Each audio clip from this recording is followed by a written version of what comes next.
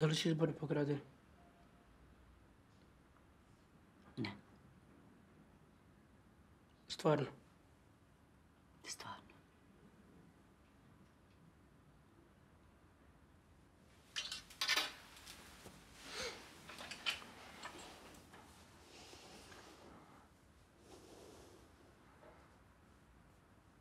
Je m'appelle Vladimir Perišić, je suis cinéaste et je vis entre Paris et Belgrade.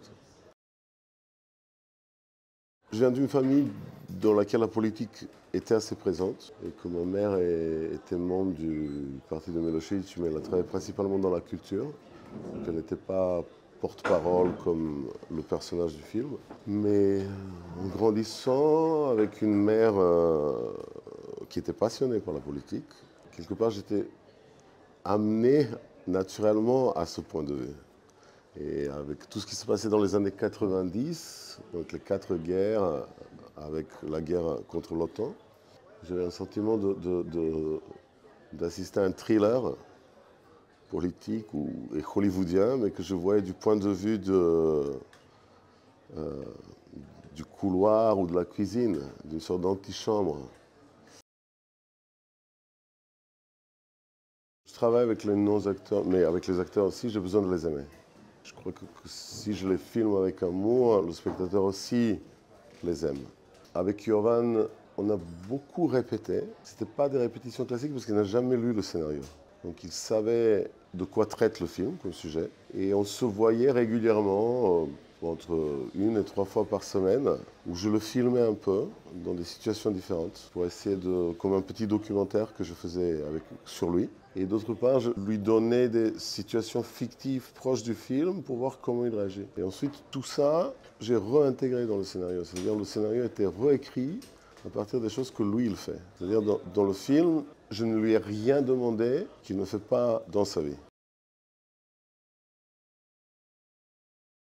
J'aime pas ces films historiques, un peu antiquaires, en costume, de reconstitution justement. Donc mon parti pris, c'était d'essayer de trouver des lieux, des espaces, des appartements, des écoles qui sont restés tels qu'elles étaient dans les années 90. Ça m'avait permis de filmer un peu à la façon de la nouvelle vague ici et maintenant, en faisant presque un documentaire, parce que les lieux n'ont pas changé. La grande partie du film se passe dans un quartier de Belgrade. Comme les rues principales ont été assez modernisées, j'ai choisi de filmer dans les arrière-cours. C'est une façon de filmer ce quartier, mais du dos. Il n'avait pas encore changé. J'ai appliqué ce parti pris aussi sur les manifs. Donc j'ai rassemblé des mouvements anarchistes, des jeunesses communistes yougoslaves qui organisent beaucoup de manifestations en Serbie en ce moment. Et je leur ai demandé de faire une manif, c'est-à-dire d'occuper la faculté de maths où sont filmées les scènes de manifestation. De la même façon que pendant les manifestations étudiantes de 96-87, il y avait des occupations de fac. Mais ils ont vraiment occupé, d'une certaine façon, la fac, et c'était comme un performance presque.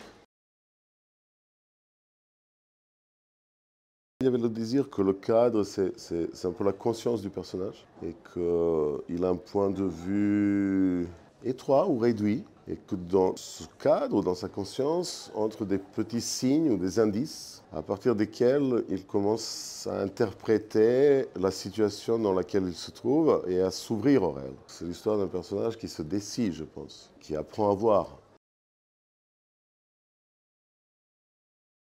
Travaillant sur ça et en observant tout ce qui se passe un peu partout dans le monde, bien évidemment qu'il y avait des résonances, et ces résonances m'intéressaient.